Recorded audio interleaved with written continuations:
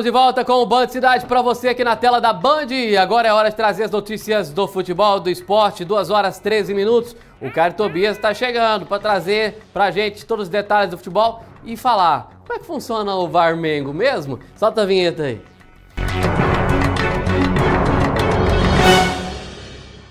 Se você não conhece o Varmengo, nós vamos te mostrar. Tudo bem, cara? Como vai você? Vamos. Como é que passou de final de semana, de queima do alho? Foi bom, foi bom. Até eu chegar em casa e ver o empate apito amigo. Na MAP também foi no domingo. Domingo. Diferente. Bom, boa tarde pra você aí de casa, né, que tá acompanhando a gente. O Romulo falou desse apito amigo, daqui a pouco nós vamos entrar no jogo do Flamengo. A verdade é que a arbitragem ela fez lambança aos 90 minutos. A favor e contra o Flamengo. A lambança foi geral, não ajudou só o Flamengo não, acabou atrapalhando também. A rodada começou no sábado do Brasileirão Série A, começou no sábado. O Criciúma, surpreendentemente, venceu o Botafogo lá no Heriberto Rios, 2-1.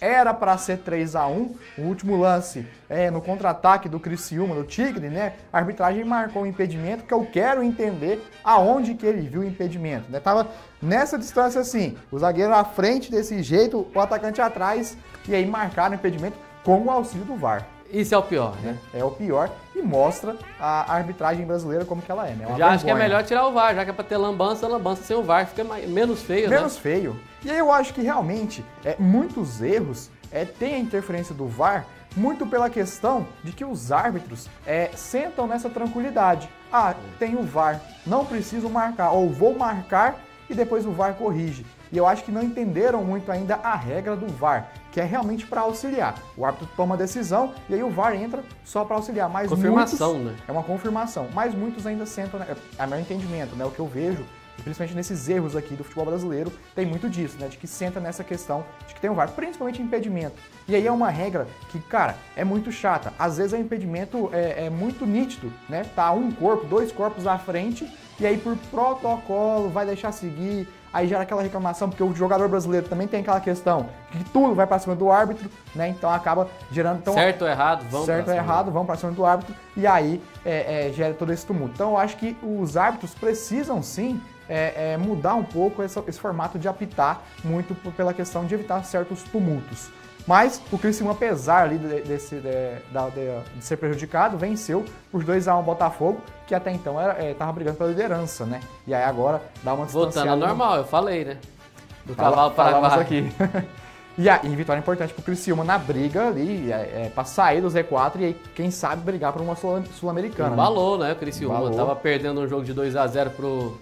Aliás, tava ganhando 2-0 do Bahia, né? Do Bahia, acertou empate, mas porque tava com um homem a menos. Depois venceu o Atlético Goianiense lá em Goiânia, agora venceu o Botafogo, né?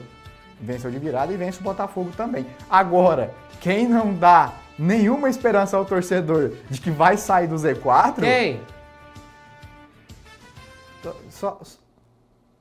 Quem? Tem o hino? Acho que não, né? É porque quem tá comandando lá não quer colocar o hino de quem que é. Não. É o Grêmio. O Grêmio não dá nenhuma esperança. Até porque se for pôr a música lá, tem que pôr aquela do Super, Fantástico, Balão Mágico, vai voar agora. É o Grêmio, né? O Trovão é gremista, a gente fica brincando. O Grêmio perdeu pro Internacional, perdeu o Clássico, está na zona de rebaixamento, vai vendo os adversários se distanciando, mesmo que aos poucos.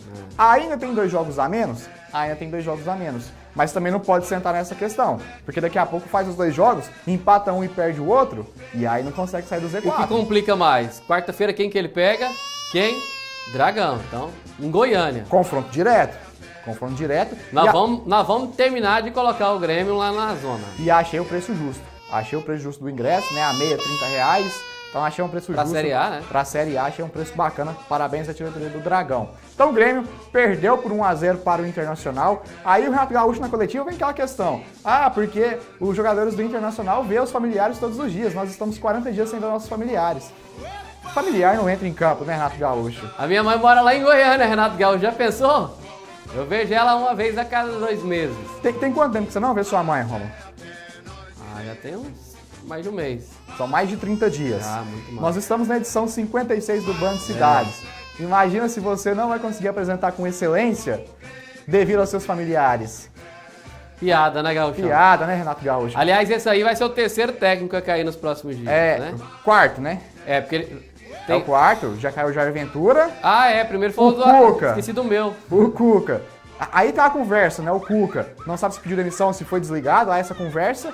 E Fernando Diniz, acabou de confirmar agora no início da tarde, Fernando Diniz não é mais treinador do Fluminense. Encerrou-se a segunda passagem dele pelo Tricolor das Laranjeiras. E quarta-feira o Atlético Goianiense ganha do Grêmio e o Renato Gaúcho vai ser o quarto a...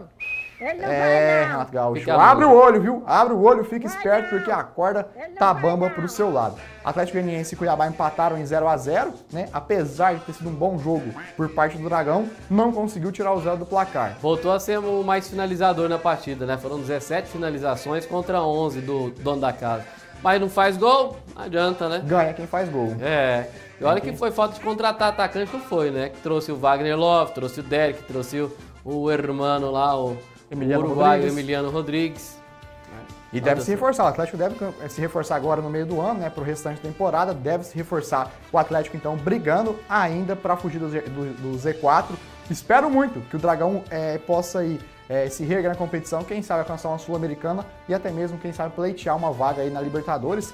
Lembrando que o Campeonato Brasileiro, do jeito que tá, pode abrir até 8 vagas, né, para Libertadores. Então, quem sabe o Atlético possa ficar entre os 8 e conquistar uma vaga na Libertadores do ano que vem. Seria Por que não sonhar, né? Exatamente, seria algo extraordinário para o nosso futebol goiano. E o Adson Batista diz que é bem possível que o Atlético busque um treinador fora do país. Um português, um espanhol ou alguém ali do futebol sul-americano. Só não pode fazer igual o Zubeldia, né? Chegar, 10 jogos, achar que é o salvador da pátria, começar a inventar e embalar uma sequência negativa. Porque o São Paulo perdeu no sábado pro Vasco por 4-1 lá em São Januário. É a segunda derrota seguida e ele conseguiu um feito inédito. Tomou 4 gols do Vasco, né? 4-1 para o Cruz Maltino. O São Paulo, então, encara a sua segunda derrota consecutiva na competição. Se fizermos a conta que o Vasco perdeu de 4 para o Criciúma e de que o Vasco ganhou de 4 do São Paulo, na quarta-feira, no jogo São Paulo e Criciúma, vai ficar 8-0 para o Criciúma. Rapaz, será? Aliás, 8-1, né? Será que vai mesmo? Não é de duvidar. Se o futebol tivesse lógica, era isso, né? Não é de duvidar que o Criciúma possa vencer o São Paulo, pelo momento das duas equipes. Mas é igual você falou, né? Se o futebol tivesse lógica, seria isso. Mais uma vitória importante para o Vasco, que saiu da zona de rebaixamento, vai dar uma respirada.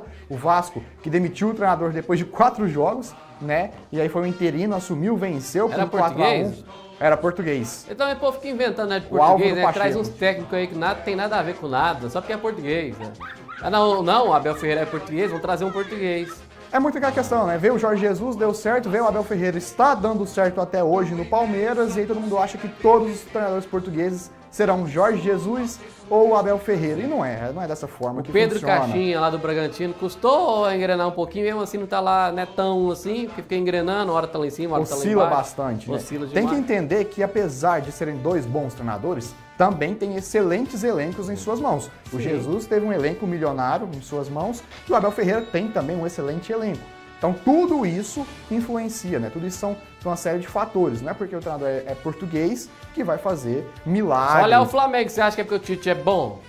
O Tite é mais ou menos, né, gente? É o elenco que o Flamengo tem, dá pra ele. E mostra, né, as últimas vitórias, os últimos jogos do Flamengo, vai mostrando realmente o trabalho do Tite. É aquele empate em 1-1 no finalzinho, o vitória por 1-0, né? Então realmente é ali a característica do treinador. Dele, né? A forma dele. Defende e acha uma bola e ataca e faz o gol. Exatamente, a gente vai vendo isso. Agora, um time que está encantando jogar é o Bahia. Venceu o Cruzeiro por 4-1. Grande campanha do Bahia de Rogério Ceni, muito contestado várias vezes, mas tá começando muito bem esse trabalho no Bahia, venceu por 4-1. O Rogério, ele tem que entender que o lugar dele é nesses clubes do tamanho do Bahia.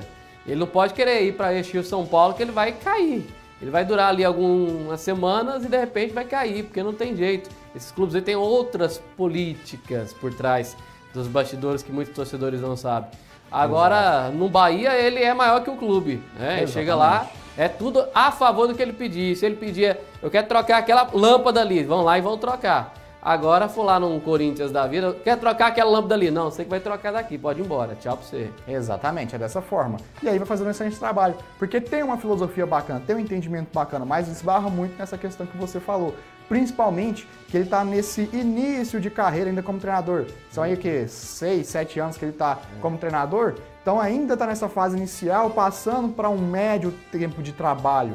Então, de fato, ele ainda esbarra muito nessa questão. Mas, um excelente trabalho até aqui do Rogério Ceni, o Bahia muito bem na competição. Atlético Paranaense e Corinthians empataram em 1-1, né? O Kaká ali acabou empatando no finalzinho, no último lance, né? É que fim, né? Porque você tava fazendo gol contra, né? Fazendo gol contra. Agora fez a favor. Fez a favor, se emocionou, empatou em 1-1, livrou o Corinthians de mais uma derrota. E aí, o Cuca acabou entregando o cargo, né? Em coletivo ele se colocou à disposição. Hoje pela manhã teve informação de que ele foi demitido. Ainda não se sabe ao certo o que aconteceu, mas a confirmação é que o Cuca não é mais o treinador do Furacão, né? O Atlético Paranaense então vai ao mercado buscar um novo comandante. Já tem opções, né? Tem Jair Ventura, tem Fernando Diniz. Tem opções, vai ao mercado e vamos ver o que vai acontecer. Jair Ventura também pode ser técnico do Vasco. Fluminense. Também pode. Pelo trabalho que ele fez no Atlético Goianiense, né, muito no ano passado, nesse início de ano também, mostra ali a qualidade do Jair Ventura, que pelo pode, que eu conheço do Atlético, o Jair Ventura não saiu pelo rendimento do time, não. Saiu por alguma coisa ali nos bastidores ali. Deve ter perdido um pouco do pulso com o elenco, alguma coisa ali, uma briga interna com alguns jogadores, alguma coisa assim. Não foi por questão técnica, não, porque o time ele não estava jogando mal. Deve ter tomado alguma atitude, aí junto àquela questão ali interna, né, que realmente, infelizmente, acontece nos clubes brasileiros, e aí deve ter, sim, culminado ali na demissão. E aí a gente até entende também o Adson, né?